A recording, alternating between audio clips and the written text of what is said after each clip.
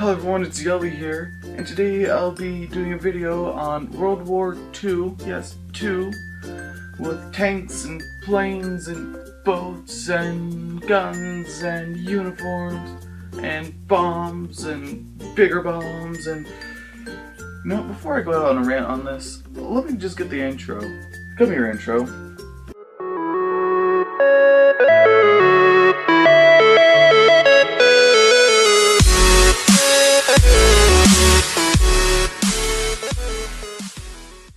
Alright, let's start with tanks. Tanks are mainly vehicles that run on treads, and they have that big barrel and it goes pew pew. That's what's happening right here. Tanks are mainly used to go in and invade places, mainly because they're thick armor and destructive power.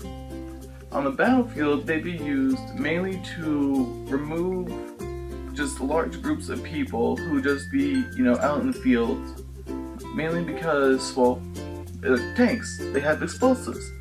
They don't get as hurt as often as, flesh or the thin armor, which does practically nothing when it comes to a bullet. Because of this heavy armor they had, it made them go rather slow, but that didn't really matter because, well, they couldn't be hurt, except for underneath. They have a soft underbelly, which could be taken out by landmines, such as C4, grenades, just bombs in general, could take out the underside of the tank, which would then cause the entire thing to just explode.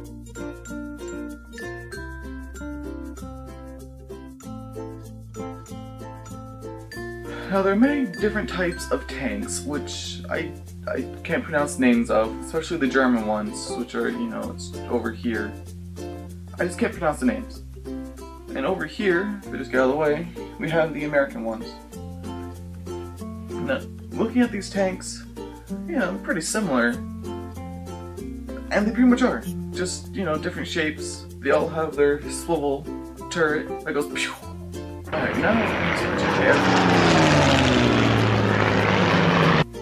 Okay. Right here is one of the aircraft. It's a Spitfire. They're mainly used by the US, and if you look, they have a design on them to look like shark teeth. Why? Just to make it look terrifying. The reason why they're used for dogfighting is because they could hold a lot of bullets and they would rapidly be firing them through the propellers, because the bullet would be going so fast it wouldn't even matter, even though here and there they would have to be replaced just because of bullets going through them and, efficiency. It's the kind of thing you need when you're flying who knows how far above the air. However, there are bigger planes, such as the B something and another, can't remember the names, but right here, which would be used mainly for either transporting a couple troops to the ground, but mainly for carrying bombs. It's pretty much a flying fortress. No, not the castle in the sky, a flying fortress. Now, there was a person, I can't remember the names, bad with names, who said they would fly these off an aircraft carrier, which I'll get to later. And they used it for a bombing run over some place in, I think, Japan or Germany, somewhere out not in America. If you look here, we have the American planes, German planes. Sorry for the bad quality, couldn't find anything good. So this is what I have to deal with. Now, if you notice on the planes, there will be places where you'll see a large symbol, probably around this big, which is almost 2-3 feet, which has either a plus symbol or an American star symbol. American star symbol? Let's go with that. And that would either differentiate between Americans and Japanese or Germans or, a whole bunch of other stuff or people. Enemies. Let's go with that. Let's go with enemies. We're moving on to boats. Let's start with the American ones, just because I have more stuff on them. First we'll start with the cruiser. This was a giant ship mainly used for taking out the enemy either in flight or on the sea. Not really that great for taking stuff out from under the water, like this. But, you get there eventually. Now the boats that go underwater were mainly owned by the Japanese and Germans, but we didn't have any, and we didn't feel like it. So the U-boats that the Germans and Japanese used, or I say U-boats, they're called submarines now, but before they were called U-boats, for probably underwater boats. We also had aircraft carriers. Those were used for transporting a whole bunch of planes all together, such as, Spitfire. Aircraft carriers were mainly used to, just transport them. They were a mobile hangar bay where they'll be all ready, set to go. They can make their runs out, come back in, and it'll be perfectly fine. Now we must go into the multitude of weapons or infantry that we had between Allies and the Nazis. Now here's Allied guns.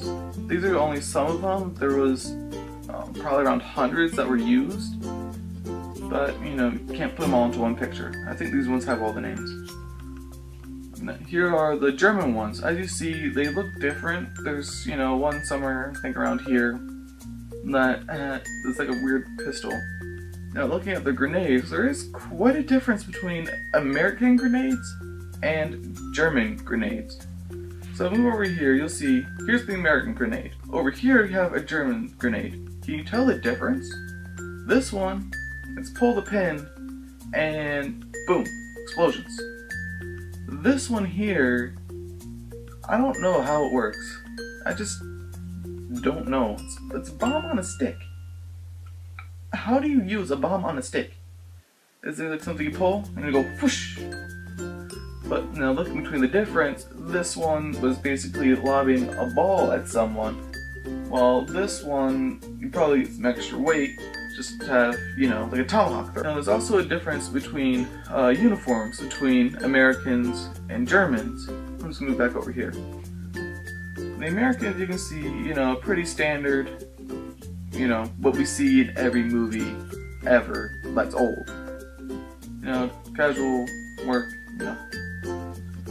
Germans, however, they have these big packs on them, probably for armor or when they're preparing to go out for quite some time to, attack the enemy. Also, their officer uniforms, when they are not there or they're higher up officers, such as Hitler, had, a brown suit band, while the American one, it's just a suit. Moving on to the most devastating weapon that was used during World War II, the atomic bomb. The Fat Man was actually a pretty big bomb, and the little boy, a little smaller. These two bombs hit the two cities in Japan named Hiroshima and Nagasaki. After using these two giant bombs, it pretty much ended the World War.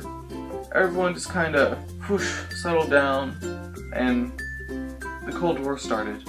Alright, I'd like to thank all of you for watching, and enjoy the outro.